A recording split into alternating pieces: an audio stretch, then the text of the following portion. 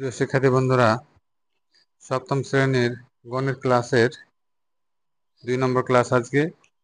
গত ক্লাসে আমি 1 থেকে 3 নম্বর প্রশ্ন সমাধান করে দিয়েছিলাম। আজকে 4 নম্বর থেকে শুরু করব। তো আজকের প্রশ্ন দেখো, মাইনাস দিয়ে শুরু হয়েছে।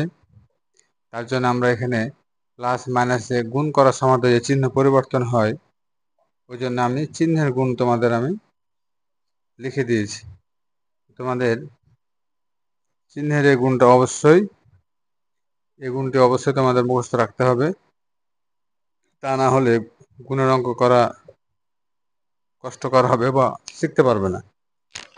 তো তোমরা এটা মুখস্থ করে নিবে। এখন এটি প্লাসে প্লাসে প্লাস, মাইনাসে মাইনাসে প্লাস, প্লাসে মাইনাসে মাইনাস, মাইনাসে প্লাসে মাইনাস।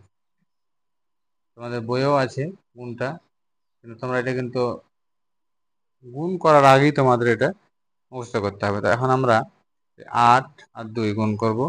8 গুণিত -2 আছে, আমরা -2 দিয়ে গুণ করব। এখানে a স্কয়ার আছে, a নাই, a স্কয়ার বসিয়ে দিব। এখানে b আছে, এখানে b স্কয়ার আছে, বসিয়ে দিলাম। তাহলে এখানে 8 এর সামনে কোনো চিহ্ন না থাকলে মনে মনে তোমরা প্লাস ধরে নেবে, মনে মনে আমরা প্লাস ধরবো। তাহলে এই যে প্লাসে মাইনাসে কি মাইনাস, মাইনাস বসাবো। 8 দুগুণা 16, a স্কয়ার, b, এই b এর উপরে 2 আর এই b এর উপরে 1, তাহলে 1 আর 2 যোগ করে আমরা বসাবো 3। দেখো আমাদের সঠিক উত্তর হয়ে গেছে, আশা করি বুঝতে পারছো। এবার আমরা 5 নম্বর অঙ্কটি সমাধান করব।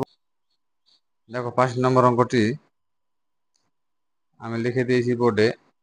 -2ab x² -2ab x² into 10xb⁴ xyz। আগের মতোই এই যে সংখ্যা দুটাকে তোমরা আলাদা করে গুণ করে দিবে। -2 এখানে যে চিহ্ন থাকবে সেটা, এখানে যে যদি কোনো চিহ্ন থাকে, চিহ্ন সামনে উঠছে গুণ করবে। গুণ করে দিলাম ইন্টু, এখানে আছে এ, দেখো এখানে এ নাই, তো আমরা বসিয়ে দিলাম। এখানে বি আছে, এখানেও বি আছে, তাহলে বি ইন্টু বি এর উপরে 3 ইন্টু, এখানে দেখো এক্স আছে, এক্স, এখানেও এক্স আছে, তাহলে আমরা এখানে লিখবো x² ইন্টু এক্স ইন্টু, এখানে কিন্তু শেষ আমাদের এখানে ওয়াই আর জেড থাকছে, আমরা লিখে দেবো ওয়াই জেড। তাহলে এখানে আছে মাইনাস, আর এই 10 এর সামনে কোনো চিহ্ন না থাকলে আমি তোমাদের বলেছিলাম যে মনে মনে ধরবে প্লাস। তাহলে এই যে মাইনাস আর প্লাস গুণ করলে আমরা পাবো এখানে মাইনাস 10 দুগুণা 20, আর এখানে এ বসিয়ে দাও।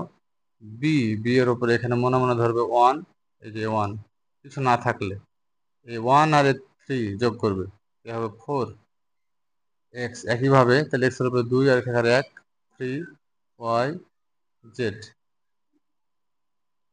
আমার অ্যান্সার পেয়ে গেছি, আশা করি বুঝতে পারছো। এবার আমরা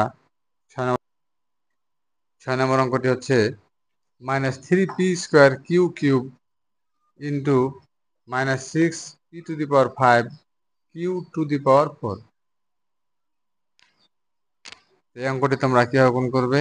আগের মতোই এই যে -3 -6 আমরা এভাবে গুণ করবো। -3 গুণ চিহ্ন দেবো -6 গুণিত, এখানে আছে p², এখানে p5, তাহলে p² ইন্টু p এর উপরে 5 গুণিত, এখানে দেখো কিউ, তার উপরে 3 গুণিত কিউ, এখানে 4। তাহলে আমরা এই যে মাইনাস আর মাইনাস আগে গুণ করে বসাবো, তাহলে মাইনাসে মাইনাসে প্লাস, প্লাস আমার বসাতে হয় না। 3 কত 18 দিলাম।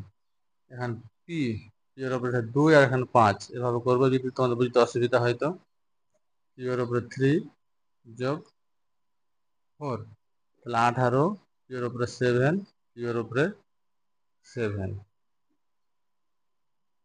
আশা করি বুঝতে পারছো, খুব সহজ। তবে তোমাদের সূত্রের গুণ, চিহ্নের গুণটা অবশ্যই মনে রাখতে হবে। তো আজকে আমি 3 থেকে 6 নম্বর পর্যন্ত অঙ্ক করে দিলাম। তোমরা 7 নম্বর আর 8 নম্বরে অঙ্ক দুটি বাড়িতে করবে, নিজে করবে, নিজে করবে। এরকম করেই করবে। যদি কোনো অসুবিধা হয় তাহলে কমেন্টে জানাবে অথবা আমার হোয়াটসঅ্যাপ নাম্বারে নক দিবে। আশা করি তোমাদের ভিডিওগুলো উপকারে আসবে। ধন্যবাদ।